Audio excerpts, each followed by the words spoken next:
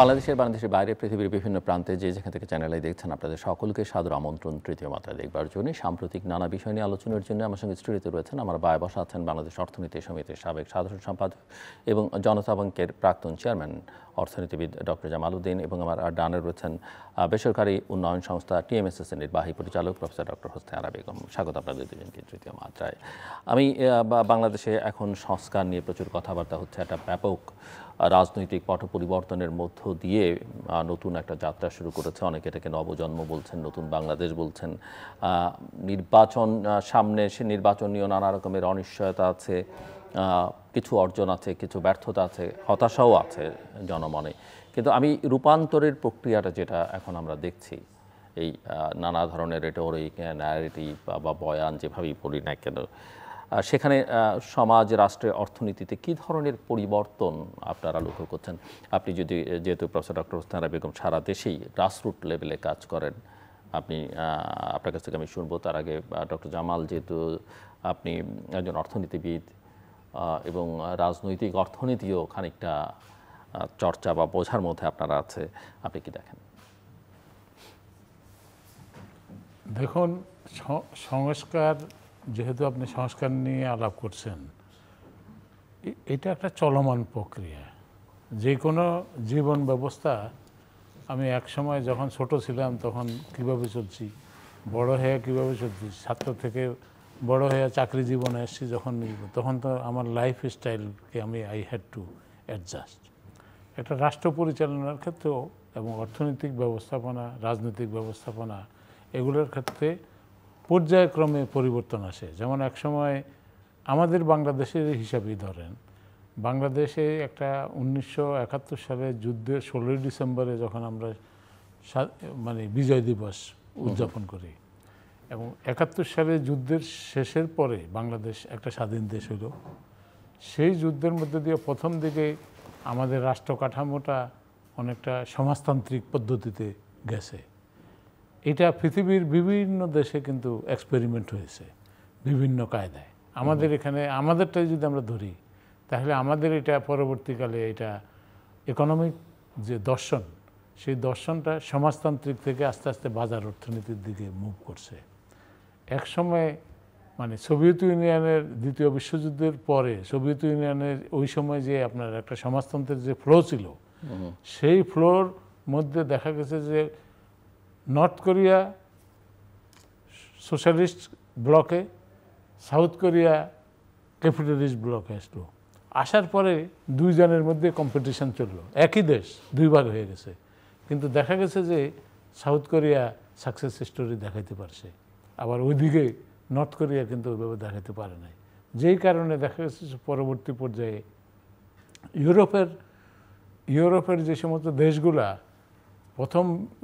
দ্বিতীয় বিশ্বযুদ্ধের পর অনেকেই কিন্তু আপনার সোশ্যালিস্ট ইয়ের দিকে গেছে। যাওয়ার পরে তারাও কিন্তু এখন আবার পরবর্তী জার্মানি একসাথে হলো, জার্মানি ভাগ হইল, একবার ভাগ হয়ে আবার একসাথে হলো। ভাগ হয়েছে কেন? এক গ্রুপ গেছে সোশ্যালিস্ট আর একটা হলো ক্যাপিটালিস্ট ব্লকে, এবং পরবর্তীতে তাদের মধ্যে একটা রিয়েলাইজেশন আসলো যে আমরা দুইজন একসাথে যদি চলি, সোশ্যালিস্ট যেটা সেটা ক্যাপিটালিস্টের সাথে মিশছে, জার্মানি একসাথে হয়ে গেল। এইভাবে সোভিয়েত ইউনিয়ন ভুক্ত যে সমস্ত দেশগুলো ছিল তারা অ্যাকসেপ্টিং কিউবা এবং আরও কয়েকটা দেশ, ছোটোখাটো দেশ ছাড়া ওইভাবে এখন নাই। তার মানে কি, এই যে ব্যবস্থাপনাটা, অর্থনৈতিক, রাজনৈতিক এবং অর্থনৈতিক ব্যবস্থাপনাটা, সেটা যুগে যুগে পরিবর্তন হয়েছে। আবার with the advent of technology, science and technology যে ডেভেলপমেন্ট, সেই ডেভেলপমেন্টের কারণে কিন্তু আর্থিক ব্যবস্থাপনার ক্ষেত্রেও একটা বিরাট পরিবর্তন আসছে। সেই পরিবর্তনটা হলো ডিজিটালাইজেশন।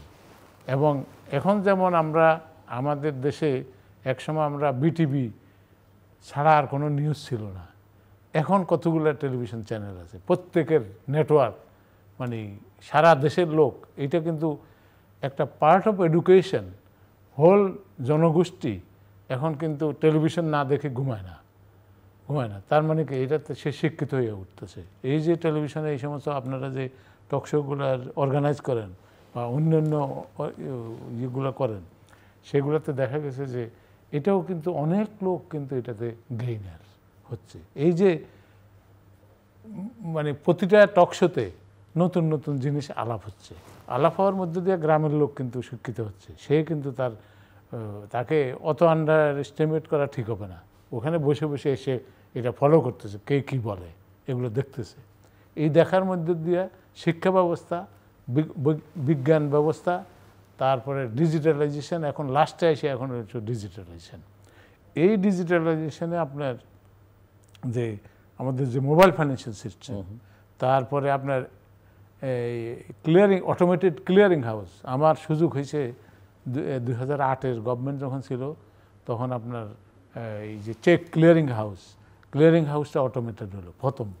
ওই প্রজেক্টে আমার 3 বছর কাজ করার সুযোগ হয়েছে। তখন দেখলাম এই যে এখন কিন্তু আপনার একটা বাংলাদেশ থেকে, এই ঢাকা থেকে একটা মানে গার্মেন্টসে চাকরি করে একটা মেয়ে, মনে করেন কুড়িগ্রাম থেকে আসছে, সেই কুড়িগ্রামে এই মেয়েটা যখন রোজগার করে তার ফ্যামিলির কাছে টাকা পাঠায়, উইদিন এ সেকেন্ড ওখানে তার বেনিফিশিয়ারি টাকাটা পাচ্ছে এই মোবাইল ব্যাংকিংয়ের মাধ্যমে। তার মানে কি এখন এটাও একটা বিরাট চেঞ্জ। সেগুলো তো ধরেন আগে হয়েছে। আমি জানতে চাইছিলাম এই মা সারপ্রাইজিং এর পরে যত কথা এক বছর মা সারপ্রাইজিং এ এখন ধরেন তারপরের যে এখন অর্থনৈতিক যে ব্যবস্থাপনা, এটার একটা নিজস্ব কায়দা আছে এবং সরকার রাষ্ট্র পরিচালনা করা, তারপরে ফ্যামিলি পরিচালনা করা, বিজনেস অর্গানাইজেশন চালানো, এনজিও চালানো, ব্যাংক চালানো, ইন্স্যুরেন্স কোম্পানি চালানো ডিফারেন্ট আর্ট। এবং এটা চালানোর জন্য সরকার যে উপরে বসে আছে, সরকারের নীতি নির্ধারণগুলো উনি করে দিবে, বাকিরা এটা ফলো করবে এবং ওইটা অনুযায়ী এটা রুলস অফ বিজনেস অনুযায়ী চলবে। সেই পার্লামেন্ট এখন আপনি যদি এইটা চালাইতে যদি, এবং আইন শৃঙ্খলাটা হলো মোস্ট ইম্পর্ট্যান্ট জিনিস একটা রাষ্ট্রের সার্বভৌমত্ব এবং ইন্টারন্যাশনাল যে রিপুটেশন, সেই রিপুটেশনটা নির্ভর করে ল অ্যান্ড অর্ডার সিচুয়েশনটা কীভাবে চলছে এবং বিচার ব্যবস্থা। এই বিচার ব্যবস্থার মধ্যে যদি বিচারহীনতা থাকে, বিচার ব্যবস্থার মধ্যে যদি বিচারহীনতার পার্সেন্টেজ বেশি থাকে, ইন দ্যাট কেস এইখানে মানুষ কোনো ইনভেস্ট করবে না। এই পরিবেশ রক্ষা করার দায়িত্ব হলো সরকার যারা চালায় তারা। এবং সেখানে আপনার আইনশৃঙ্খলা পরিস্থিতি যদি কোন সময় কিভাবে দরকার ম্যানেজ করবে, ওইটার জন্য দক্ষ লোক দরকার। এবং সেটা যদি না চালাইতে পারেন তাহলে কিন্তু বিদেশিরা এখন কিন্তু এখানে এসে দেখার দরকার নেই, স্যাটেলাইটের মধ্যে দিয়েই বাংলাদেশে কী ঘটনা ঘটতেছে সবাই জানতে পারতেছে। তার মানে কি এই যে, এবং এই যে আমাদের এখানকার যে টক শোগুলো আপনারা অর্গানাইজ করতেছেন, এটা বাইরে থেকে দেখতেছে না, বাঙালি সবাই, বাংলাদেশের বাইরে আমাদের দেশি লোক যারা আছে এরা সবাই দেখতেছে না।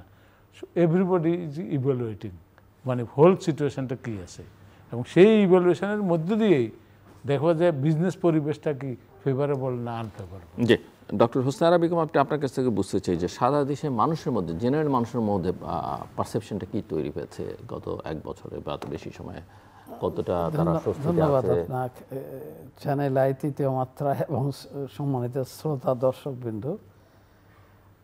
এতক্ষণ আপনার সংস্কার এবং মানুষের পরিবর্তন, মানসিকতার যে ইস্যুটা আপনি জানতে চাচ্ছেন, যেটা সম্মানিত বড় ভাই জামিল ভাই যেটা বললেন, এইটা তো স্বাভাবিকভাবে গোটা বিশ্বেরই একটা স্বাভাবিক সংস্কার বা পরিবর্তন, এইটা অবধারিত হচ্ছে। যেমন আমাদের এই মাটি, এই জমিনে এক সময় শাসন করেছে আপনার হলো মোগল সম্রাট, নবাবেরা, তারপর ইংরেজ, তারপর হলো আপনার ইংরেজের পরে আমরা দীর্ঘ 250 বছর পর আমরা স্বাধীন হলাম, মানে বাংলাদেশ, পাকিস্তান এবং ভারত, তারপর বাংলাদেশ, এই সমস্ত রেজিমে কিন্তু একটা নেসেসারি সংস্কার, এটা আমরা চাই বা না চাই, এইটা বাই নেচার এটা হয়ে আসছে। তবে এই সংস্কারগুলো, এই পরিবর্তনগুলো যেন সহায়ক হয়, মানুষ বান্ধব হয়, মানবতা বান্ধব হয় এবং উন্নয়ন বান্ধব হয়। এইটাই ছিল আমাদের ফ্যাসিলিটেশন করার দায়িত্ব। যারা সরকার, ভাই যেটা বললেন যে সরকার বা আমাদের গার্ডিয়ান বা আমাদের যারা পাওয়ার স্ট্রাকচারে আছেন, যে লেভেলেই থাকুন না কেন, তাদের এইটা হওয়ার কথা ছিল। তো তারা আন্তরিকভাবে এই সংস্কারগুলোকে কিন্তু ফ্যাসিলিটেট করছেন না। তো এইটা আপনি যে কথা বললেন, গ্রামের মানুষেরা এটা এত স্বচ্ছ, তারা এগুলো সুন্দর, আমাদের থেকে ভালো রাজনীতি তারা বোঝে। যেমন এই যে এখন বিভিন্ন আপনার পেপার, পত্রিকা, রেডিও, টেলিভিশনে যখন শোনে যে আমাদের রিজার্ভ অনেক বেড়ে গেছে, তো কয় যে, তখন বলে যে ক্যাশ বাক্সে টাকা আছে, তাতে আমার ব্যবস্থা তো ক্ষতি। ক্যাশ বাক্সে টাকা থাকবে কেন?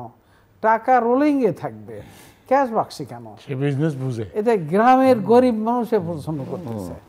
তারপরে প্রশ্ন করে যে লোকজন বলে যে এখন যে সরকার, তাদের অভিজ্ঞতা নাই, রাজনীতির অভিজ্ঞতা কম, এনজিও সরকার। তো সেই সরকারের সময় যতটা মিনিস্ট্রি, ততটা মন্ত্রী বা ততটা অ্যাডভাইজার নাই কেন, কম কেন? তো এর উত্তর, তারা কিন্তু উত্তর চায় আমাদের কাছে। তো তখন যদি বলি যে কিছু খরচ কম করার জন্য বা সাশ্রয়, কয় যে এই খরচ দেখলে অন্য খরচ তো বেড়ে যাবে, দেশের গ্রোথ, দেশের অগ্রযাত্রা কমে যাবে। তো কেন যতটা মিনিস্ট্রি ততটা অ্যাডভাইজার নাই? একদম গ্রামের সাধারণ মানুষ, কৃষক মানুষের এগুলো প্রসন্ন।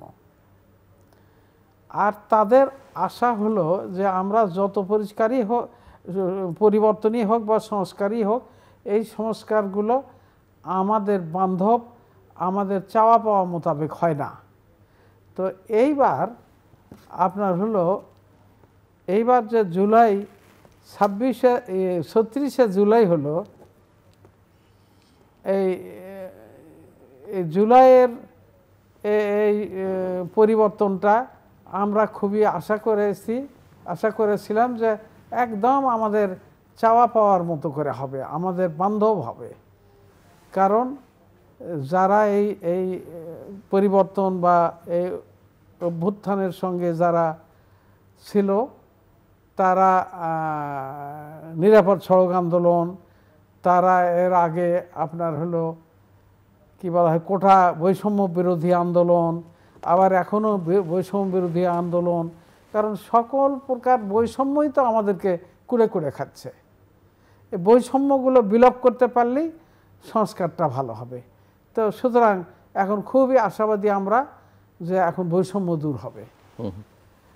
আর আমাদের যেটা চাওয়া পাওয়া, সেটা হলো যে সংস্কার হবে, যে সংস্কারে আমাদের আর এরকমের এক পক্ষ পালায় যাবে বা এক পক্ষ নিষ্ক্রিয় থাকবে, আর এক পক্ষ সবল হবে, এটা কি? তা হবে কেন? কিছু কম বেশি সবাই তো দেশের জন্য কিছু না কিছু করে, দেশের প্রতি দরদ আছে, শিক্ষা আছে, দীক্ষা আছে, তাদের ফলোয়ার আছে। সুতরাং সব মহলই এখানে যেন থাকতে পারে। হয়তো কেউ স্টিয়ারিংয়ে থাকবে, কেউ ব্যাক বেঞ্চে থাকবে। যিনি একবার ব্যাক বেঞ্চে থাকবে, তিনি আর একবার স্টিয়ারিংয়ে যাবে। কিন্তু দেশ ছাড়া, আড়া জঙ্গলে থাকা, ধানের জমিতে থাকা, এর আগে বিএনপি আপনার জমির খেতে খেতে বিভিন্ন জায়গায় তারা আপনার জীবনযাপন করা লাগছে। তো এখন আবার যারা, তাদের আবার এমনকি দেশের মধ্যে, দেশের বাহিরে এবং কে কোথায় আছে, আন্ডারগ্রাউন্ড হয়ে যাওয়া লাগছে। কয় যে এগুলো তো আমাদেরকে খুবই চিন্তিত করে এবং এগুলোর পরিণাম ভালো নয়। মানে বদলা হবে, একটার পর আর একটা আসবে। কবে আমাদের কোথাও হচ্ছে না, হ্যাঁ, কবে আমাদের সুখ শান্তি আসবে? সুতরাং সংস্কারের আশা ছিল যে বন্দোবস্তর পরিবর্তন, মানুষের মধ্যে আর দুর্নীতি করব না, তারপর স্বজনপ্রীতি করব না, অন্যায় করব না, দখলবাজি, চাঁদাবাজি, মাস্তানি, সন্ত্রাসী করব না।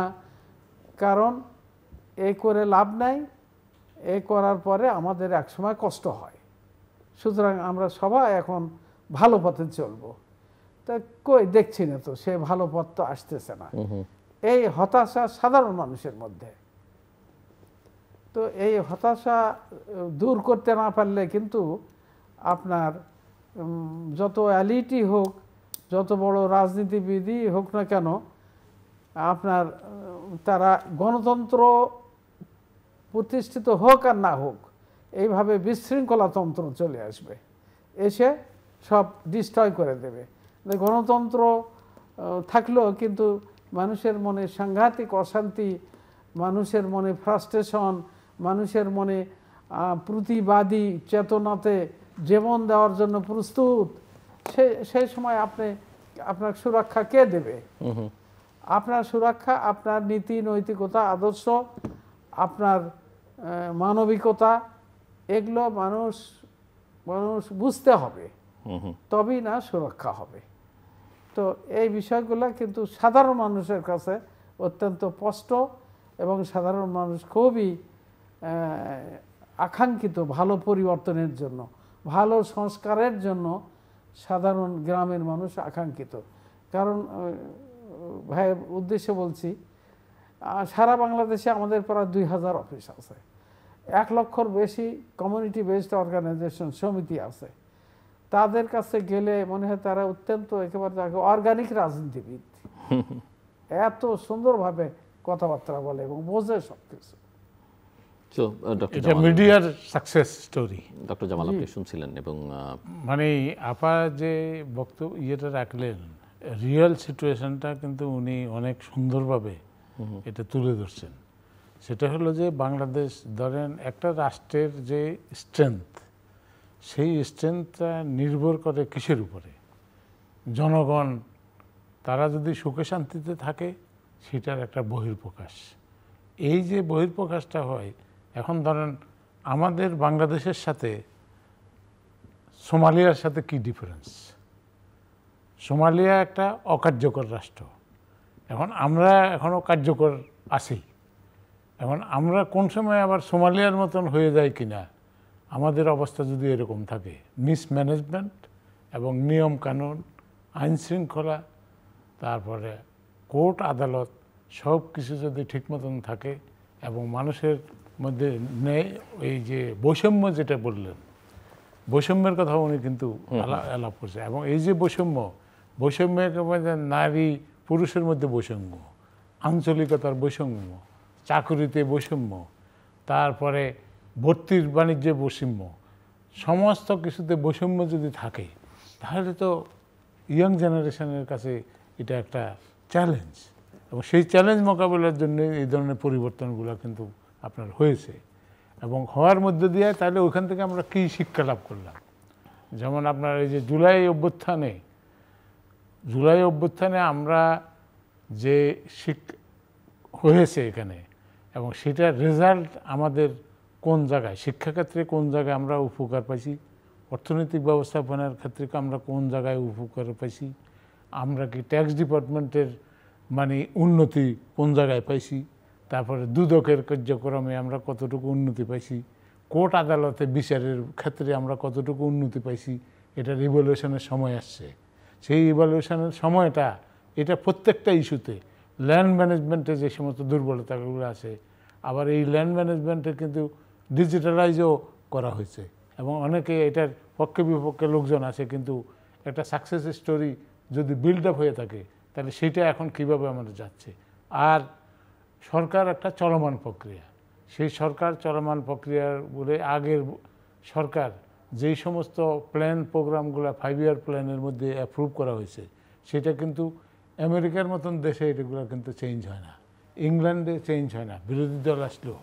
কিন্তু আমাদের এখানে দেখা গেছে যে একটা সরকার চেঞ্জ হয়ে গেলে তার যে 5 ইয়ার প্ল্যান সেটার মধ্যেও চেঞ্জ হয়ে যায়, অ্যানুয়াল ডেভেলপমেন্ট ধারাবাহিকতা থাকছে না। তাহলে দেশ যে মানুষ তো চায় পরিবর্তনটা কিসের জন্য? উন্নতির জন্য। প্রত্যেকটা লোক এখন সেই উন্নতি, ওনার যে খাদ্য অভ্যাস থেকে আরম্ভ করে শিক্ষা বাজার, রোড ট্রান্সপোর্ট থেকে আরম্ভ করে প্রত্যেকটা জিনিসের একটা পরিবর্তন, পরিবর্তন মানে ডিসিপ্লিনের জন্যই তো পরিবর্তনটা করা। সেই ডিসিপ্লিনটা মধ্য দিয়ে মানুষ শান্তিপ্রিয়ভাবে জীবনযাপন করতে পারে, এবং সেইটা আমি দিতে পারছি কিনা সেটা যদি শিওর না হয় তাহলে কিন্তু এই পরিবর্তন কিন্তু লাভের থেকে লোকসানের পরিমাণ বেশি হওয়ার সম্ভাবনা। এবং সেই লোকসান যাতে না হয়, অ্যাটলিস্ট ব্রেক ইভেন পয়েন্টে খরচ আর ইনকাম এবং খরচের যদি সমান সমান হয় তাও গেল, কিন্তু খরচ যদি বেড়ে যায় ইনকামের থেকে তখন কিন্তু দেশের একটা ক্ষতিকর দিকে দেশ লিড করবে। এবং এইটার মধ্য দিয়ে ওই ধরেন আপনার আফগানিস্তান, তা আফগানিস্তানের মতন দেশও নাকি এখন মুদ্রা ব্যবস্থাপনায় অনেক উন্নতি করছে, এই যে তালেবানরা আসার পরে। কিন্তু দেখেন আফগানিস্তানকে এক ফেইল্ড স্টেট হিসেবে একসময় কম্পারিজন হইতো, এখনও কিন্তু ওইটার থেকে মনে হয় তারা বাহির হইতেছে। তারপরে সোমালিয়া, উত্তর ইয়েমেন, দক্ষিণ ইয়েমেন, তারপরে অন্যান্য আরও যতগুলো দেশ আছে নিচা, আমরা বাংলাদেশ তো একটা লেভেলে ছিলাম, এখন আমরা যদি আমাদের গ্রোথ রেট যেখানে ছিল সেখানের থেকে যদি আমি নিচের দিকে নামি, আর জীবন ব্যবস্থায় যদি জীবনের স্ট্যান্ডার্ড কমে যায়, লিভিং স্ট্যান্ডার্ড কমে যায়, জীবনের খরচ বেড়ে যায়, তাহলে অটোমেটিক্যালি তো এটা নিচের দিকে যাবে। নিচে যাওয়ার মধ্য দিয়ে মানুষ তখন কিন্তু আবার কিন্তু এই ধরনের পরিবর্তনের চিন্তাভাবনা হবে, এবং এটা কিন্তু স্বাভাবিক প্রক্রিয়া। এই প্রক্রিয়া থেকে উন্নতিটা যেটা হচ্ছে সেটাকে আরও উপরে দিকে, এই যে বলে না আপনার আশায় মানুষ বাঁচে, দেশ বাঁচে ভালোবাসায়, একটা সব আছে, এটা প্রথম আলো মনে হয় একটা কোটেশন আছে। তো তাহলে মানে কি, আমার যদি হোপস অ্যান্ড অ্যাসপিরেশন না থাকে, আশা ভরসা না থাকে, উচ্চাকাঙ্ক্ষা ফুলফিল না করতে পারি, একটা ছেলে প্রাইমারি স্কুলে পড়তে এসে স্কুলের পরীক্ষা বাদে আমাদের এখানে রেজাল্ট দিয়ে দিছে পাস, এটা কিন্তু এরা কিন্তু বিদেশে পড়তে পারবে না, আমি এই প্রবলেমে পড়ছি পিএইচডি করতে যাই। দেখা গেছে যে আমাদের পরীক্ষার সার্টিফিকেটের মধ্যে লেখা ছিল master degree in 1980 held in 1981, ওরা এটা বুঝে না। তখন ওরা আমার কাছে গেছে যে আমি তখন আমার রেজিস্টারের থেকে চিঠি নিতে হয়েছে, ওই যে আমাদের যে ব্যাচ ওই যে ডিলে হয়েছে না এই বিভিন্ন আন্দোলনের ইয়েতে, সেখানে সেশন জট, এই সেশন জটের মধ্যে দিয়ে ওরা এটা রেজিস্টার বুঝে না। এখন আমারে বলে যে তুমি তোমার রেজিস্ট্রি থেকে ঢাকা ইউনিভার্সিটির রেজিস্ট্রারের কাছ থেকে আমাকে চিঠি আনতে হয়েছে। সে তখন লিখে দিছে যে এটা এই পরীক্ষাটা এত তারিখে হওয়ার কথা ছিল, সেই তারিখে না হয়ে 2 বছর পরে হয়েছে। এটা বাংলাদেশের স্বাধীনতা যুদ্ধের পরবর্তী সময় যে সেশন জটের কারণে এই কাজ, ওই এক্সপ্লেন করে দিল রেজিস্টার, তখন ওরা মানছে। তার আগে কিন্তু আমাকে মাস্টার ডিগ্রি মানতেই চায় না। এই যে অবস্থা এখন, এই যে ইন্টারমিডিয়েট পরীক্ষা দিল না, ম্যাট্রিক পরীক্ষা দিল না, হইল না, এরা আটকিবে কোথায় জানেন? বিদেশে যখন পড়তে যাবে তখন আপনার এই মার্কশিটে তো কোনো মার্ক নাই। মার্কগুলো কি, মার্কশিট দিছে, সে তো পরীক্ষা না দিলে তো মার্কশিট দিতে পারবে না।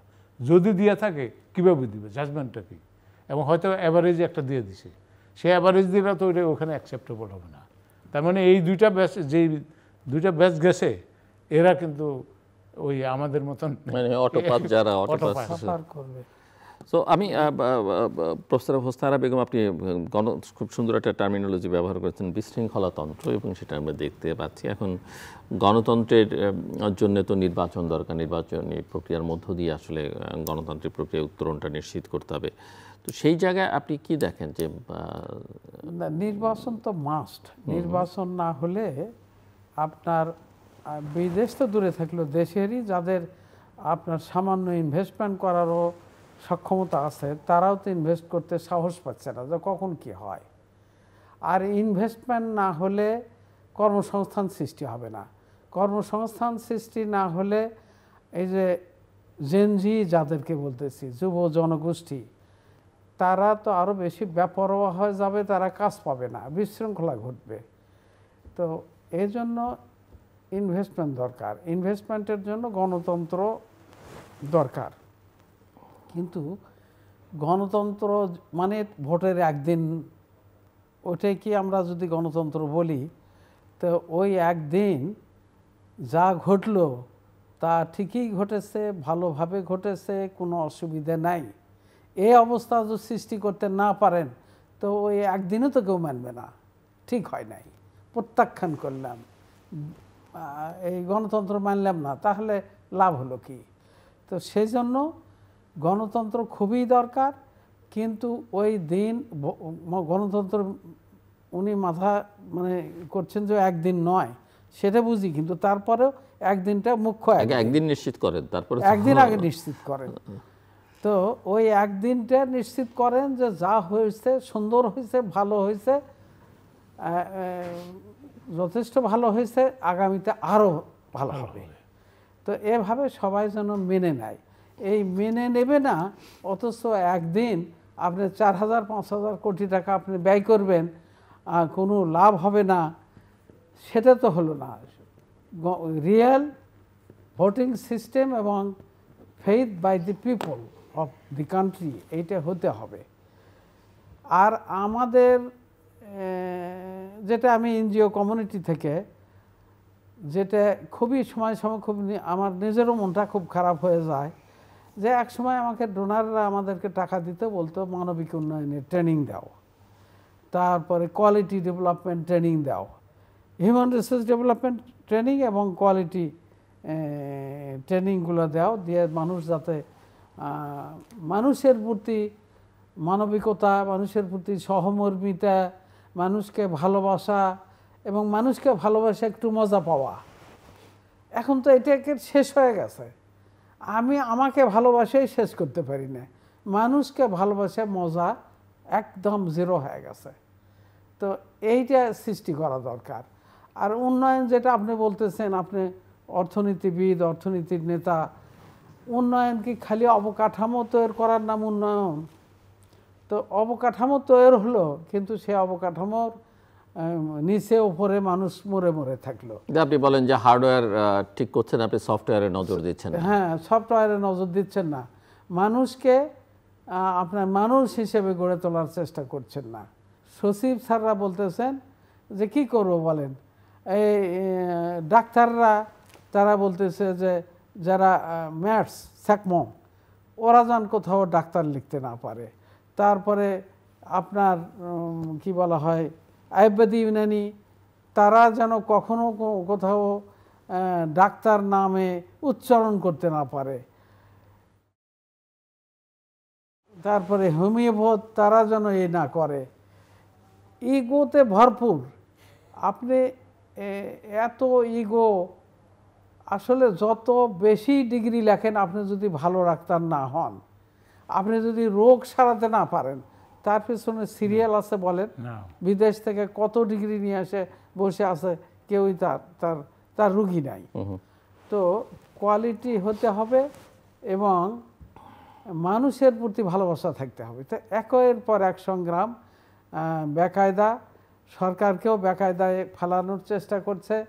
সরকারের প্রতি আমাদের সরকারের কতটুকু ক্ষমতা আছে, কতটুকু পারবে, আর আমরা কতটুকু চাচ্ছি, সেই জন্য যমুনা ঘেরাও করতেছি, শাহবাগে ঘেরাও করতেছি। তো প্রত্যেক দিন হচ্ছে। তো এগুলো তো আমাদের, এগুলো কি সংস্কারের কোন পন্থা জানি না, উন্নয়নের কোন স্টেজ বুঝি না। তো রিয়েল উন্নয়ন আমাদের হয়নি। রিয়েল উন্নয়ন করতে গেলে আপনার ভালো মানুষদেরকে স্বীকৃতি দিতে হবে, দুর্নীতিবাজদেরকে একদম নিরপেক্ষতার সঙ্গে ফাইন্ড আউট করতে হবে, করে তাদেরকে হয় তওবা তাসিল্য করান অথবা কি শাস্তি দেবেন দেন। আর যদি অল্প বিস্তর হয়ে থাকে, তারা যদি ভালো পটেনশিয়াল হয়ে থাকে, তওবা করে তার পথে আসুক, মানুষের জন্য কাজ করুক। অর্থাৎ মানুষ নিয়ে কর্মসূচির ব্যবস্থা সরকারের কাছে খুবই কম। আমাদের এখান থেকে আমি 2 সপ্তাহ লন্ডনে থেকে আসলাম, তার অনেকের সাথে কথাবার্তা হলো। আমাদের এদেশ থেকে যারা বিদেশে যায় পয়সা রোজগার করে, এদেশের তো অক্সিজেন পর্যন্ত গ্রহণ করে না। বিদেশে যে আপনার তারা তো টাকা পাঠাচ্ছে, কিন্তু তারা যত টাকা পাঠাচ্ছে সেম মানের অন্য দেশ থেকে, আপনার ইন্দোনেশিয়া, ফিলিপাইন, এই সেম র্যাঙ্কের তারা বিদেশে গেছে 5 গুণ বেশি বেতন পায়। বলে আমাদের মনটা খারাপ হয়ে যায়, ওদের সরকার কিভাবে যোগাযোগ করেছে, তা বেশি বেতন পাচ্ছে, আমাদের সরকার পারে না কেন? তাদেরকে বুঝাতে হয় যে আমাদের তাদের কোয়ালিটির একটা পার্থক্য আছে না, ল্যাঙ্গুয়েজ তাদের সরকার তাদেরকে কোয়ালিটি বানাইতে পারছে, আমাদের সরকার কোয়ালিটি বানাতে পারে নাই কেন? আমরা কি কোয়ালিটি হতে চাই না? আমরা তো নিজেরা পরিশ্রম করে এখানে আসছি। জাপান 2 লক্ষ লোক নেবে, আপনার হলো আমাদের কেয়ার গিভার নেবে। নেপালের মতো একটা রাষ্ট্র, তারা অনেক পাঠাইছে, আমরা 50,000ও পাঠাতে পারি নাই। তো তাহলে আমরা খালি যদি বলি যে একের পর এক বিল্ডিং, একের পর এক ইনফ্রাস্ট্রাকচার করব আর কেনাকাটা করব, তার মধ্যে পিসি নিব, পিসি মানে প্রকিউরমেন্ট কমিশন পাবো, এই দিয়ে আমরা আমাদের পেট পূজা করব, আমাদের বংশবালাকে একদম আমরাই সব কিছু করে দেব, কারণ খোদা তাআলার করার কিছু, আর খোদা তাআলার উপর কোনো দায়িত্ব দিচ্ছি না, আমরাই আমাদের 14 পুরুষকে একদম একেবারে ধনাঢ্য করে রাখবো। তো এগুলো এই অবস্থা করে তাদের ইতিহাস দেখেন তো কি তারা ভালো আছে? এগুলো যারা করেছে মানুষকে ভালোবাসেনি, তারাও তো কে কোথায় ভালো থাকলো কবে? এই রেজিম দেখেন, ওই রেজিম দেখেন, যার ইতিহাস নেন, এই ধরনের অন্যায় করে আপনার আত্মসাৎ করে মানুষের প্রতি বৈরিতা করে নিজের পরিবারের লোকজনক যেমন ভালোবাসবো অন্যকেও তেমনি ভালোবাসবো, এটাই তো মানবতা, এটাই তো ধর্ম, এটাই তো ফরজে আইন হকুল ইবাদ। এইটাকে একদম শেষ করে দিয়ে হকুল্লাহ শুধু মসজিদ বানাচ্ছে, মসজিদে ভর্তি, যে মসজিদে হকুল ইবাদ করার সুযোগ নাই, ওই নামাজ আর আল্লাহর কথা ছাড়া মানুষের কল্যাণ হবে কি করে সে কথা এখানে বলা যাবে না। সেটা বলতে গেলে মসজিদ থেকে বের হয়ে যায় করতে হবে। তাহলে মসজিদটা শুধুমাত্র ফরজে আইন কিন্তু দুটাই, হকুল ইবাদ এবং হকুল্লাহ দুটাই ফরজে আইন, কিন্তু হকুল ইবাদ মসজিদের মধ্যে করা যাবে না। মসজিদ ইজ অনলি রেস্ট্রিক্টেড ফর হকুল্লাহ, মানে ঈশ্বরের জন্য, আল্লাহর জন্য শুধু। আর মসজিদের বাহিরে আপনার হকুল ইবাদ করতে পারবে, কিন্তু হকুল ইবাদ চিন্তা না করে আমি কেমনি আমার আত্মসাৎ করব, আত্মপুষ্টি হব, আমার রিপোর্টিজম করব। তো তারপর ইতিহাসও নেই না যে কে এইরকম করে সে সুখী হয়েছে, সে ভালো হয়েছে, তার কি উন্নয়ন ঘটছে খোঁজ দিয়ে দেখেন, খুব একটা পাবেন না। কিন্তু এটা বোঝানো হচ্ছে না। আর যারা ভালোভাবে চলে তাদেরকে প্রত্যেকটা ইউনিয়ন কাউন্সিলে 2 লাখ করে টাকা দেখ, তোমার ইউনিয়নের ভেতরে আপনার একটা যৌথ কমিটি বানিয়ে দেখ, সেন্ট্রালেরও 2-1 থাক, যে ভালো ভালো লোকগুলোকে একটু একটা ক্রেশ দাও, পুরস্কার দাও, তারা বুঝুক যে আমরা ভালো থাকাতে অন্তত সরকার আমাদের চিনেছে, সরকারের খাতায় আমাদের নাম যাচ্ছে, আমরা এই 2,000 টাকা পুরস্কার পাইলাম, একটা সার্টিফিকেট পাইলাম, একটা ক্রেশ পাইলাম। ভালো লোককে রিকগনিশন তো দেওয়ার কোনো ব্যবস্থা নাই, ফলে ভালো গ্রো করার কোনো পদ্ধতি আমাদের দেশে হচ্ছে না। আমাদের দেশে নিজে নেব, নিজে খাবো, অনেক খাবো, খুবই খাবো। ডক্টর জামাল, আপনি শুনছিলেন এবং এই আলোচনাটার মধ্যে গণতন্ত্র নির্বাচনকে আমরা টেনে নিয়ে আসবার চেষ্টা করেছি, যেহেতু এটা প্রধান একটা গুরুত্বপূর্ণ বিষয়। একদিনের গণতন্ত্র যেমন গণতন্ত্র নয়, আবার একদিনের গণতন্ত্র যখন আপনি করতে পারেন না তখন সেটা অত্যন্ত গুরুত্বপূর্ণ। এটা আপনার একদিনের গণতন্ত্র যদি আমি করতে না পারি, এটা হলো চরম ব্যর্থতা আমার। কারণ হলো ওই দিনকার সিদ্ধান্তটাই তো প্রতিফলিত হবে রাষ্ট্র পরিচালনায় কারা নির্বাচিত হয়ে আসতেছে। সেই পরিচালনার মধ্যে যদি খারাপ লোক চলে আসে তাহলে তো আপনি বিরাট ঝামেলার মধ্যে পড়ে গেলেন। আমি আগামী 5 বছর পর্যন্ত এই মেয়াদে আপনি তখন কিন্তু এই প্রবলেম লয়ে আপনার দিন কাটাতে হবে। আমাদের গত 24শে জানুয়ারিতে ভোট হলো না, 7ই জানুয়ারি, 7ই জানুয়ারি 24 সালের 7ই জানুয়ারি তো একদিনের গণতন্ত্র হয়েছিল। তার আগে 18 সালে একদিনের গণতন্ত্র হয়েছিল, তার আগে 14 সালে একদিনের গণতন্ত্র হয়েছিল। একদিনের গণতন্ত্রই ঠিক করে সেটাই হয় আলোচনা নাই তো। করছি, সেটাই এটা যদি একদিনে ওই দিনটা যদি সঠিকভাবে আপনি নির্বাচনী, এটা তো নির্বাচনী পরীক্ষা, যেমন আমি ম্যাট্রিক পরীক্ষা দিতে গেলাম, সেই দিন আমি ওই পরীক্ষায় যদি ভালো না করতে পারি, তাহলে আমার বাকিগুলা তো, বাকি পেপারগুলো তো পাশ করিও লাভ নাই, এটাতে আমি ফেল। এই যে ফেইলিউরটা, এই ফেইলিউরটা যদি সর্বজন বিদিতভাবে স্বীকার না করি, এই ভুলটা যদি আমি স্বীকার না করি, তাহলে কিন্তু আমি কোনোদিন ঠিক হইতে পারবো না। এখন ধরেন আপনি সংস্কার কিসের করবেন? পুরা বডির মধ্যে প্রবলেম, পুরা রাষ্ট্রের ভিতরে প্রবলেম, এবং সেই জায়গায় দুই জায়গায় যদি ঠিক করেন, আর অন্য জায়গায় যাই আবার এটার উল্টে যাবে। তার মানে কি, আপনার নিয়মটা প্রত্যেকের জন্য প্রযোজ্য, এবং আইন যেটা হবে সেই আইন everybody will have to follow, এবং সেই ফলো করার মধ্যে দিয়ে আমি যদি ধরেন যে কোম্পানির হেড যে একজন, সে যদি কোম্পানির হেড হয়ে নিয়ম ভাঙে, তাহলে নিচেরগুলো কি করবে? ড্রাইভারে যদি তেল চুরি করে, এটা অন্যায় কিছু না, কারণ আপনি তো বড় চুরি করতেছেন। সেই লোকে এখন এখান থেকেই তো জন্মটা কিন্তু গোড়া থেকে হয়, উপরের থেকে, এটা নিচের থেকে হয় না। নিচের থেকে এটাকে উপরের দিকে করতে পারে না। নর্মালি আপনার উপরের থেকে হওয়ার পরে এরা দেখে যে কি করে এই লোক, আমার বস কি করতেছে। বস যখন দেখা যায় বেলাইনে চলে, তখন সেও আস্তে আস্তে পিয়ন, দারোয়ান, বাকি সব এগুলো কিন্তু বেলাইনে চলে যাবে। তার মানে কি, আপনার রাষ্ট্র পরিচালনা বলেন, পরিবার পরিচালনা বলেন, ছোটোখাটো ব্যবসা দোকান পরিচালনা বলেন, ব্যাংক পরিচালনা বলেন, ইন্স্যুরেন্স কোম্পানি বলেন, যত রকমের বিজনেস হাউস আছে, সব কিছু একই সূত্রে কিন্তু নিয়মের মধ্যে দিয়ে চলতে হবে। তখন কিন্তু আপনার দেখবেন যে রাষ্ট্রের স্থিতিশীলতা আসে। যেমন আপনার ধরেন আমেরিকাতে আপনার বার্নি ম্যাডফ নামে এক লোক, শেয়ার মার্কেটের বড় জালিয়াত, তাকে আরেক লোক আপনার বোস্টনের এক লোক ম্যাথমেটিক্সের ছাত্র, সেই মডেল বাইর করেছে, এ কীভাবে খালি লস করে না, প্রফিট করে খালি। সে এটার উপরে ম্যাথমেটিক্যাল মডেল বাইর করছে, বাইর করে দেখা গেল যে জালিয়াতি করতেছে। তখন সে যখন এগুলো নিয়ে চিল্লাচিল্লি করলো, সিকিউরিটি এক্সচেঞ্জ কমিশন তখন তারা একদিন ডাকছে, ডাকে বললো, কিরে ভাই, তুমি যে এগুলো বুঝতেছ, এটা কদ্দূর সত্যতা আছে। সে তখন এটা প্রমাণ করে দেখাইছে। দেখানোর পরে সিকিউরিটি এক্সচেঞ্জ কমিশন তার বিরুদ্ধে অ্যাকশান নিয়েছে, ওই বার্নি ম্যাডফের বিরুদ্ধে। তারা গ্রেপ্তার করছে, চার্জ গঠন করছে, কয়েকদিন তার সাথে ইন্টারোগেশন হয়েছে। হওয়ার পরে তারা এটা করলো, করার পর দেখা গেল যে তার 150 বছরের জেল হয়েছে আমেরিকায়, এবং সে 5 বছর পরে জেলখানায় মারা গেছে। এটা হলো বিচারের যে শাস্তি, সেটা কিন্তু 150 বছরের তার জেল হয়েছে, সেখানে সে 5 বছর পরে অটোমেটিক্যালি হার্ট অ্যাটাকে মারা গেছে জেলখানায়।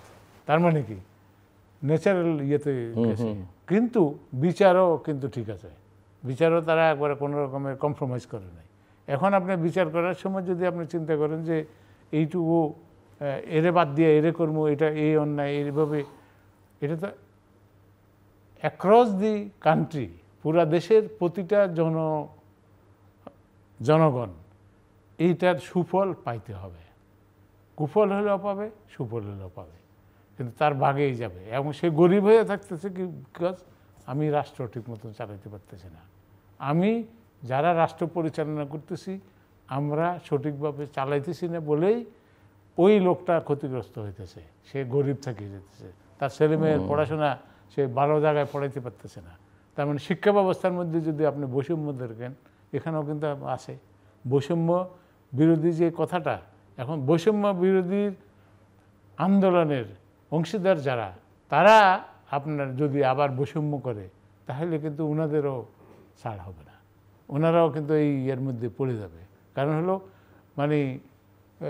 নিয়মের বাইরে যেই চলবে সে কিন্তু এখানে আপনার শাস্তির আওতায় চলে আসবে। এটা কিন্তু প্রকৃতির নিয়ম। এটা কিন্তু দুনিয়ার যে আইন কানুন আছে এগুলো ছাড়াও প্রকৃতির নিয়মে কিন্তু মানুষ এইভাবে ধ্বংস হয়ে যায়।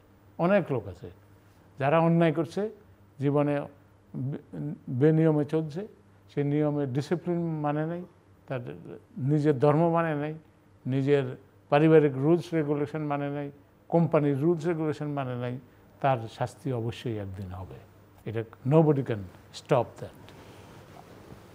আমরা দেশের যারা জনগণ, আমরা যে প্রকৃতির মানুষ, আমাদের শাসকও নাকি ওই প্রকৃতির এটা তো ইসলাম ধর্ম বলে এটা যে ধর্ম মতে।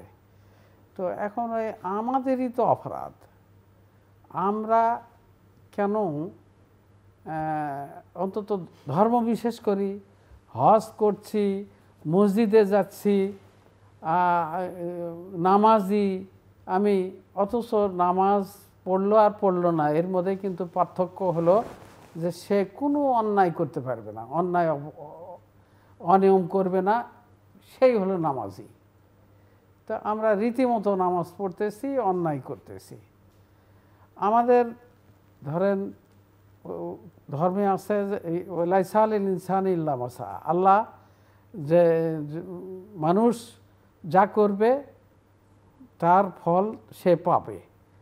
তো আমি যেটা দেখলাম, আমাদের একটা ক্যান্সার হাসপাতাল আমরা করেছি বাংলাদেশের মধ্যে,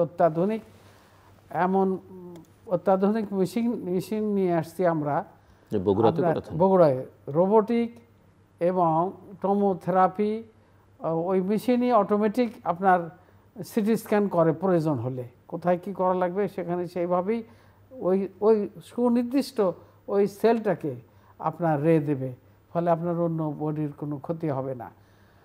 তো এভাবে যে ইয়ে করতেছি আমরা, এত ক্যান্সার মানে এত সাকসেস রেট আমি নিজে না দেখলে আমি নিজে বিশ্বাস করতাম না যে এভাবে সাধারণ রোগীর রোগ থেকে যেমন মানুষ পরিত্রাণ পাচ্ছে তেমনি ইনশাল্লাহ সেরে যাচ্ছে। তো এটা না করলে তো হতো না। তো এইটা ধরেন এটা করলাম, তেমনি আবার ওপেন হার্ট সার্জারির সেটার আমার আড়াই লক্ষ টাকা দিয়ে ইনশাল্লাহ করে ফেলতেছি আমরা। ওই জিনিসই 10 লক্ষ টাকা ঢাকাতে এসে করতে হচ্ছে, বাহিরে গেলে তো আবার অন্য টাকা যোগ হয়। তো চেষ্টা করলে বা মানুষ যদি ইচ্ছে করে, নিয়ত ভালো থাকে, সবাই মিলে ঐক্যর সাথে করে, তো তাহলে ফল তো পাওয়া যায়, আল্লাহ ফল দেয়। কতটা আশাবাদী আপনি গণতান্ত্রিক প্রক্রিয়া উত্তরণের ব্যাপারে বাংলাদেশে? আমি আশাবাদী। আমাদের প্রধান উপদেষ্টা তো বলছেন যে আমরা কি বলা হয় ফেব্রুয়ারিতে যে ভোট হবে এইটা বিশ্বনন্দিত হবে, একদম খুব ভালোভাবে ভোট আমরা করব। তো এইটা কিন্তু সেরকম তো ইতিহাসে সেরা নির্বাচন আমরা 24-18 দেখেছি। কোনোটা প্রাক্তন সেনাপ্রধান বলেছেন, কোনোটা প্রধানমন্ত্রী শেখ হাসিনা বলেছেন ইতিহাসের সেরা নির্বাচন। এটা তো উনি বলছেন, উনি তো একটা পার্টিজান, উনি ধরেন একটা পক্ষ, এই যে বড় দুই পক্ষের একটা পক্ষ। আর বর্তমান ইন্টারিম গভর্নমেন্টের যে প্রধান উনি তো অ্যাটলিস্ট তেমন কোনো পক্ষের লোক না। তো ওনারা যদি ইচ্ছে করেন তো পারা উচিত, পারবেনও আমার বিশ্বাস। কিন্তু আমরা যদি এত বিশৃঙ্খলা করি তাহলে হয়তো ভোট হইতেই দিল না, তখন কিন্তু আমাদের দেশে দুর্ভিক্ষ আসবে যদি ইলেকশন না হয়। রাজনৈতিক সরকার যদি না আসে তো ইনভেস্টমেন্ট আসবে না। কারণ আমরা তো ইনভেস্টমেন্ট সামিটেও আসছিলাম, অনেক ইনভেস্টরদের সাথে কথা বলছি, তারা বলতেছে যে আমরা আসছি কিন্তু আমরা তো পলিটিক্যাল গভর্নমেন্ট না আসলে ইনভেস্ট করব না। হ্যাঁ, জিজ্ঞাসা করে যে তোমাদের ইলেকশন কবে হবে। হ্যাঁ, ইলেকশন আমার অভিজ্ঞতা, আমার সাথে কয়েকজনে বলে তোমাদের ইলেকশন কবে হবে, এগুলোই অনুভব কথাবার্তা শুনেছি। তো এখন বিষয় হলো কাজে ইলেকশনটা দরকার। আমাদের সরকারও বর্তমান উপদেষ্টা উনি ইলেকশন করার বদ্ধপরিকর, ইলেকশন হবে।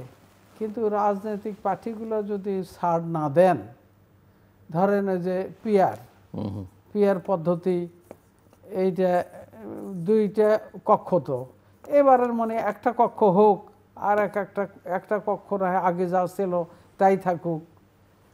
তারপরে আপনার অন্য জিনিসগুলো এরকমের জুলাইয়ের যে সনদ, এই সনদটাও মধ্যে কি করতে হবে, একটু ছাড়া না করলে, কম্প্রোমাইজ না করলে তো আপনি অ্যাডভান্স করতে পারবেন না।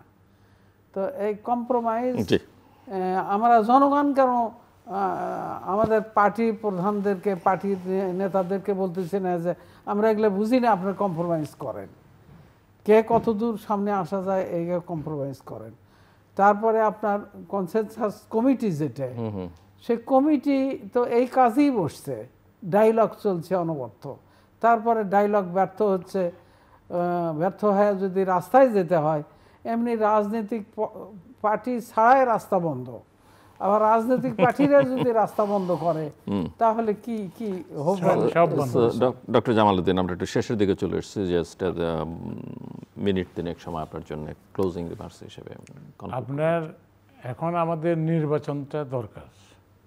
এই নির্বাচনের মধ্যে ঐক্যমত যদি না হয় তাহলে কিন্তু আপনার নির্বাচন নিয়ে যদি এখনও মানুষ সন্দেহ করে, কারণ 1991 সালে আমাদের মনে আছে কেয়ারটেকার গভর্নমেন্ট হওয়ার পরে 90 দিনের ভিতরে কিন্তু ইলেকশন হয়ে গেছে। সেই 90 দিনে বাংলাদেশের ইতিহাসে বেস্ট ইলেকশন হয়েছে। বিচারপতি শাহাবুদ্দিন সাহেব তখন 78 দিনের মাথায় নির্বাচন হয়েছিল। হ্যাঁ, মানে 3 মাসের ভিতরে হবে। আবার 2008 সালে নির্বাচনের তারিখ ঘোষণা ইরশাদ সাহেবের 8 সালে না 7 সালে 2007 সালে না 11 জানুয়ারি বিএনপি ক্ষমতায় ছিল, ইরশাদ সাহেবের নমিনেশন বাতিল হয়ে গেল নাকি, তাকেও ইয়ে করতে দেওয়া হলো না। ইলেকশন হবে, সেই ইলেকশন কমিশন বন্ধ করে দিয়ে 111 আলো কি হলো, মাথার উপরে আমাদের পড়ে গেল, বাস পড়লো। এখন মাথার উপরে বাস পড়লো। এটা এখন নির্বাচনে হলো সর্বোত্তম পদ্ধতি সরকার পরিবর্তনের, এবং সেটা বাংলাদেশের সব মানুষে বিশ্বাস করে যে নির্বাচনটা হয়ে গেলে একটা স্থিতিশীলতা আসবে। এখন কিন্তু বাংলাদেশ স্থিতিশীল না, যদিও আমরা গায়ের জোরে কথা কই যে স্থিতিশীল না, এখনো কিন্তু মানুষের সন্দেহ আছে। ইনভেস্টমেন্ট নাই তো, না ইনভেস্টমেন্ট। ওরা বলতেছে যে চাইনিজ ইনভেস্টর, ওরা বলতেছে যে হসপিটালের জন্য এক লোক গেল ওইখানে, ওদের অফিসে আমার নিয়ে গেছে, নিয়ে যাওয়ার পর তারা আমার জিজ্ঞাসা যে তোমাদের ভোট কবে, আমি বললাম যে ভোটটার ব্যাপারে তো আমি তো শিওর হয়ে বলতে পারি না, সরকার বলতেছে যে ফেব্রুয়ারিতে। ক্ষুদ্র ঋণের কিস্তি দিতে পারছে না, কারণ বলে আমার রোজগার নাই, আমরা আয় করতে পারছি না, আমাদের ব্যয় বেশি। এই ফসলাদি করে কয় ফসলই নিয়ে যান, ফসল তুলেছি কিন্তু বাজারে দাম পাচ্ছি না। তারপরে যে টাকা খরচ হয়েছে আপনার সার, তারপরে আপনার মেডিসিন, বিভিন্ন কীটনাশক ইত্যাদি ইত্যাদি দিয়ে বাকি পড়ে আছে, ইরিগেশন আরও বাকি পড়ে গেছে, করেন। তেমনি আবার আলু, এইবার আলু আমি কৃষি মন্ত্রণালয়ে ছিলাম, কারণ কোল্ড স্টোরেজ ওনার অ্যাসোসিয়েশন গ্রেটার বগুড়ার আমি সভাপতি। তো তাদের কান্দায় কোল্ড স্টোরেজের এবারে বেশিরভাগই হলো যারা ফার্মার, তারাই কোল্ড স্টোরেজে আলু রাখছে। তো সচিব বললেন যে আপনারা চাইলেন 22 টাকা দর, আমরা দর নির্ধারণ করে দিছি, তার কমে বিক্রি করেন কেন? তো পৌঁছে যাবে, কেউ নিচ্ছে না। এদিকে ঘরে ঘরে যে আলু আছে, কোল্ড স্টোরেজের আলু নেবে না, ঘরের আলুই আপনার 12 টাকা 14 টাকা দরে বিক্রি হচ্ছে। আবার ঢাকাতে ঠিকই দর বেশি, এক জায়গা থেকে আর এক জায়গায় কমিউনিকেশনের জন্য এত পার্থক্য, আপনার ডিস্ট্রিবিউশন ম্যানেজমেন্ট ঠিক নাই, যার ফলে মানুষ, কৃষক নাজেহাল, মানুষের হাতে পয়সা নাই। তো এই অবস্থায় যদি ইনভেস্টমেন্ট না হয়, ছেলেমেয়েরা বেকার, শুধুমাত্র অল্প জমি, সেই জমির থেকে যে আয় হয় কোনো মতে খাইতে পারছে, কেউ খাইতে পারছে না, 3 বেলা আত্মহত্যা করছে অনেকে। তো এই অবস্থায় যদি ইলেকশনটা ঠিক মতো না হয়, আপনার হোম অ্যান্ড অ্যাব্রোডের কোনো ইনভেস্টমেন্ট না হয়, তো আমাদের সামনে খুবই দুঃখ আছে এবং আমাদের দুর্ভিক্ষ আসবে। তো সেজন্য জাতির যারা বিভিন্ন লেভেলের নেতা নেত্রী আছেন, তাদেরকে তো ইতিহাস খাতির করবে না, তাদের সচেতন হওয়া উচিত। তাদের কম্প্রোমাইজ করা উচিত। রাজনৈতিক দলগুলোর নেতাদেরকে বলা উচিত যে আপনারা কম্প্রোমাইজ করেন। রাস্তায় সংগ্রাম আর মানুষ দেখতে চাচ্ছে না। মানুষ দুমোটা খেয়ে পরে ছেলে মেয়েদেরকে লেখাপড়া করাবে, ভালো মানুষ গণ্ডগোল চাচ্ছে না। কোনো মানুষ এ ধরনের বিশৃঙ্খলা পছন্দ করছে না। ডক্টর জামাল, এটাই তো অস্থিরতার উনি যে পয়েন্টগুলো বললো মোস্ট ভ্যালিড পয়েন্ট। এগুলা কিন্তু আপনার বিজনেস এনভায়রনমেন্ট বলেন, মানুষের আস্থার প্রশ্ন, সব কিছু কিন্তু নষ্ট হয়ে যাচ্ছে। নষ্ট হয়ে যাচ্ছে, বিশ্বাস নষ্ট হয়ে যাচ্ছে। এখন ধরেন আপনার যদি এখন রাস্তায় বাইরে হলে অনিশ্চয়তা খুবই ক্ষতিকর দেশের জন্য, রাষ্ট্রের অনিশ্চয়তা, অসহিষ্ণুতা, হ্যাঁ অসহিষ্ণুতা, সহ্য করতে চাচ্ছে না কেউ। এগুলা মানে আপনার এটা কেউ কারোর মানতেছে না, সহ্য করতেছে না। এটা কোন ধরনের এক সমাজে বাস করবেন না? হ্যাঁ, এটা আপনার এইভাবে বেশি দিন চললে এটা খুবই ক্ষতিকর দিকে প্রভাবিত যাবে। এটা কিন্তু ইয়েতে বলা যায় যে এটা কিন্তু অনিশ্চয়তা একটা জাতিকে ধ্বংস করার একটা জন্য বড় রোগ এটা। দর্শক অনুষ্ঠানের শেষ প্রান্তে আমরা সামাজিক যোগাযোগ মাধ্যম ফেসবুক, এক্স এবং ইউটিউবে তৃতীয় মাত্রা লাইভ স্ট্রিম হচ্ছে আপনারা দেখতে পারেন। টেলিভিশনের পর্দায় দেখতে না পারলে যে কোনো সময় যে কোনো স্থান থেকে ইউটিউবে তৃতীয় মাত্রা চ্যানেলটি সাবস্ক্রাইব করেই পর্ব বা পুরোনো পর্বগুলো আপনারা দেখতে পারেন। প্রফেসর ডক্টর সারা বেগম এবং ডক্টর জামাল উদ্দিন, অসংখ্য ধন্যবাদ এই আলোচনা শোনার জন্য। দর্শক, আমার অতিথিরা বলছিলেন যে বাংলাদেশ এখনও স্থিতিশীল নয় এবং নির্বাচন ছাড়া দেশে আসলে স্থিতিশীলতা অর্জন করা সম্ভব হবে না। অনিশ্চয়তায় ভরপুর দেশ, এখানে অনিশ্চয়তার বাইরে অসহিষ্ণুতা আছে এবং যেটা কোনো অবস্থাতেই দেশের জন্য কল্যাণকর নয়। দেশের আইন শৃঙ্খলা পরিস্থিতি, বিচারিক প্রক্রিয়া নিয়ে মানুষের মধ্যে আস্থার কিছুটা সংকট, সেখানে স্বচ্ছতারও অনেক ক্ষেত্রে অভাব, ইনভেস্টমেন্ট সেটা অভ্যন্তরীণ বা বৈদেশিক বিনিয়োগ, সেখানেও বিপুল পরিমাণে অনিশ্চয়তা বা তেমন কিছু লক্ষণীয় নয়। জনগণের প্রত্যাশা অনুযায়ী কোনো সংস্কার এখন পর্যন্ত দৃশ্যমান নয়। সংস্কারের কথা যদিও অনেকে বেশি বলা হচ্ছে এবং বন্দোবস্ত এই শব্দটা উচ্চারিত হচ্ছে, কিন্তু তেমন কোনো রাজনৈতিক বা নয়া বন্দোবস্তের লক্ষণও স্পষ্ট নয়। আর সব মিলিয়ে গণতন্ত্রের উত্তরণটা খুব জরুরি ওনারা বা দুজনই মনে করেন। তবে নিঃসন্দেহে আমরা যখন গণতন্ত্রের কথা বলি অনেক সময় অনেকে বলেন যে একদিনের গণতন্ত্র না, একটা গণতন্ত্রের স্থায়ী রূপ তারা দেখতে চান। গণতন্ত্র আসলে ট্রায়াল অ্যান্ড এররের বেসিসে চলে, আমরা একটু সেখান থেকে অনেকখানি পিছিয়ে আছি এবং পিছিয়ে আসার একটা বড় কারণ যেটা ওনারা দুজনেই বলছিলেন যে একদিনের গণতন্ত্রই আমরা আগে নিশ্চিত করি। সেটা যদি নিশ্চিত করতে পারি এবং ধারাবাহিকভাবে করতে পারি, বাকি দিনগুলোর গণতন্ত্র হয়তো নিশ্চিত করাটা সহজতর হবে। কিন্তু সেটা যতক্ষণ পর্যন্ত না করতে পারছি, সেই সদিচ্ছা বা মনস্তত্ত্বে সেই সংস্কার আমরা যতক্ষণ পর্যন্ত না করতে পারছি যে একদিনের গণতন্ত্রটা করতে হবে, ততক্ষণ পর্যন্ত আসলে বাকি বিষয়গুলো কথাবার্তার মধ্যে থাকবে, মস্তিষ্ক থাকবে না, বাস্তবায়নও দেখা যাবে না। আমাদের সঙ্গে থাকবার জন্য অসংখ্য ধন্যবাদ। আপনাদের সবার জন্য শুভকামনা।